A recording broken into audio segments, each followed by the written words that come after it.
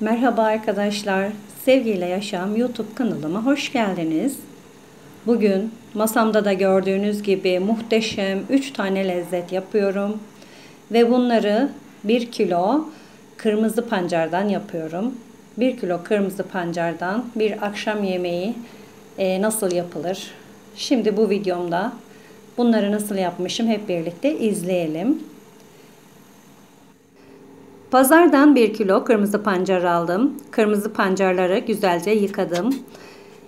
Yaprak kısımlarını ayırıyorum ve salata yapacağım kısmını da kabuğunu soyuyorum.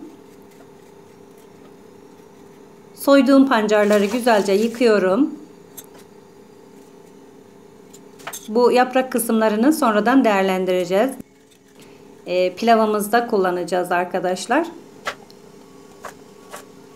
4 tane kök pancar kullandım. Bu şekilde küçük küçük doğruyorum onları. Siz istediğiniz büyüklükte yapabilirsiniz. Salatanın içerisinde böyle küçük doğradığınızda çok daha güzel oluyor. Pancarları tencerede biriktirdim. Üzerine bir kupa su ekliyorum. Ağzını kapatıyorum ve ocağa alıyorum. Ocağa aldığım pancarlar güzelce pişene kadar kaynatıyorum. Üzerine bir çay bardağı dolusu ince köftelik bulgur ekliyorum ve karıştırıyorum şöyle güzelce. Altını kapatıyorum. Tencerenin ağzını da kapatıyorum. Bulgurun şişmesi için kenarda bekletiyorum. Şu şekilde bakın güzelce bulgurlar şişti. Pancarlar da güzel pişmişti zaten. Genişçe bir kabın içerisine alıyorum. Bu salatayı mutlaka yapın arkadaşlar. Şahane bir lezzeti var. Denemenizi tavsiye ediyorum. Şimdi içerisine salatalık turşusu doğrayacağım. Yine linkini bırakıyorum salatalık turşusunun. Bu salatalık turşusu asla bozulmuyor, asla küflenmiyor. Ne zaman yemek isterseniz o zaman kullanabileceğiniz bir turşu. Bu şekilde turşu hiç yapmadıysanız lütfen deneyin diyorum. Bunları da küçük küçük doğruyorum. Hepsini karıştırma kabının içerisine alıyorum. Yeşillik olarak da maydanoz, dereotu, roka, tere ve marul doğrayacağım arkadaşlar. Hepsini küçük küçük doğrayacağım. Biraz da yeşil soğanım var. Yeşil soğan da doğruyorum. Hepsini küçük küçük doğruyorum. Yeşillikleri mutlaka güzelce yıkayın. Sirkeli suda bekletin arkadaşlar. Çiğ yediğiniz yeşilliklerin güzel yıkanması çok çok önemli. O yüzden yeşillikleri çok güzel yıkayın diyorum.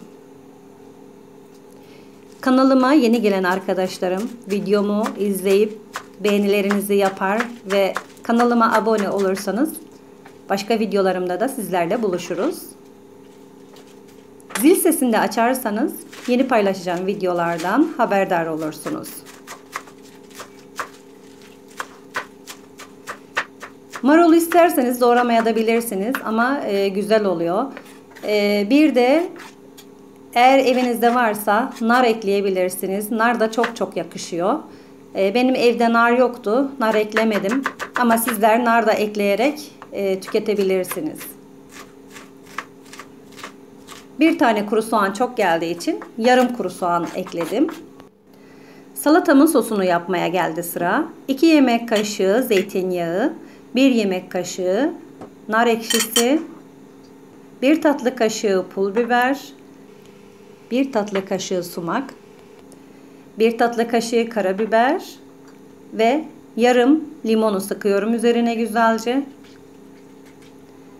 Dökülen çekirdekleri de alalım tabii. İçerisinde çekirdek kalmasın.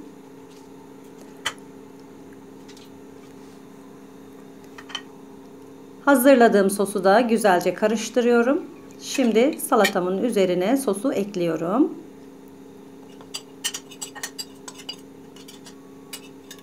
Sosu ekledikten sonra salatamızı çok güzel karıştırmamız gerekiyor. İsterseniz elinizle de karıştırabilirsiniz. Güzelce karıştırdığımız salatamızı servis kabına alıyorum. Şunun rengine bakar mısınız? Bayılıyorum bu kırmızı pancarın rengine. Kırmızı pancarla hazırladığım birçok videom var. İçecekler de var yine. Onları da linklerini bırakıyorum. Linklerden ulaşabilirsiniz. İzleyin.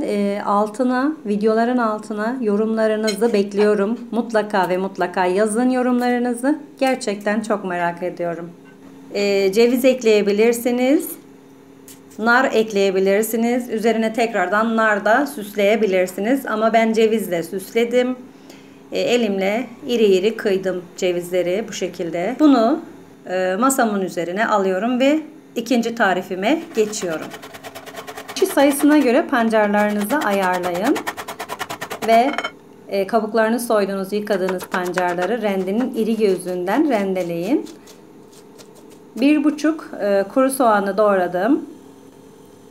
Tavanın içerisine 2 yemek kaşığı zeytinyağı koydum ve üzerine doğradığım soğanları ekledim. Soğanları bu şekilde güzelce kavuruyorum. Kavurduğum soğanların üzerine pancarları ekliyorum. Pancarları yavaş yavaş karıştırıyorum. Tavanızın dibine hemen yanar. Dikkat edin.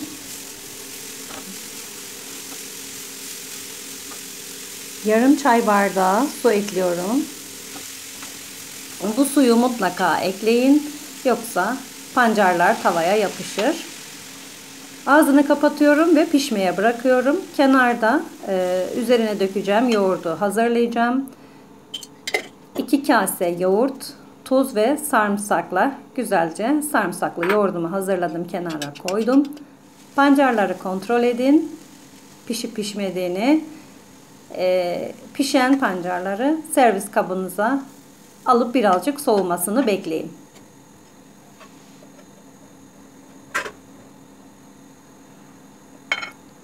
Küçük bir tavaya zeytinyağı aldım. 2 yemek kaşığı zeytinyağı var burada. Üzerine cevizleri koydum ve cevizleri hafifçe kavurdum.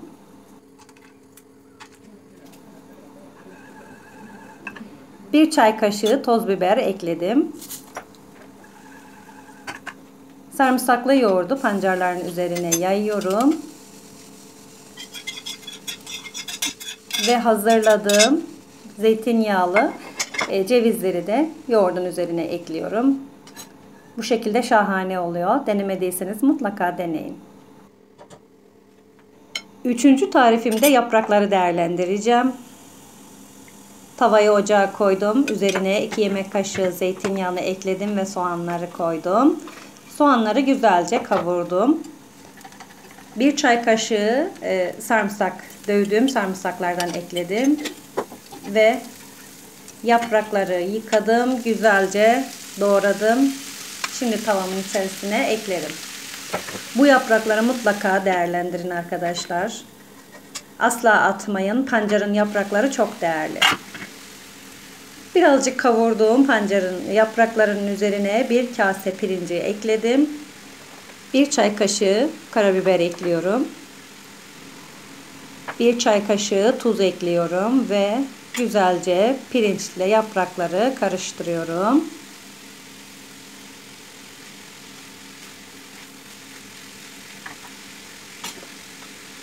Üzerine pirinç koyduğum kaseyle 2 kase sıcak su ekledim.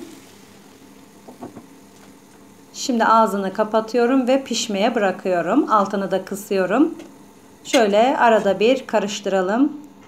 Ve pişen pilavımızın altını söndürelim, dinlendirelim.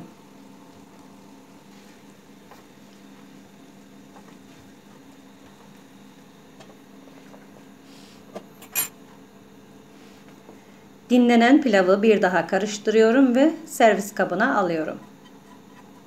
Pilavım da hazır. Masanın güzelliğine bakar mısınız?